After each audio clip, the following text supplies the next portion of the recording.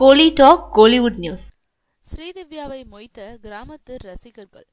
சிவகார்த்திகேயனுடன் நடிச்ச வருத்தப்படாத வாலிபர் சங்கம், காக்கி சட்டை படங்கள்ல நடிச்ச ஸ்ரீதிவ்யா ரெமோல ஒரு கெஸ்ட் ரோல்ல நடிச்சாங்க.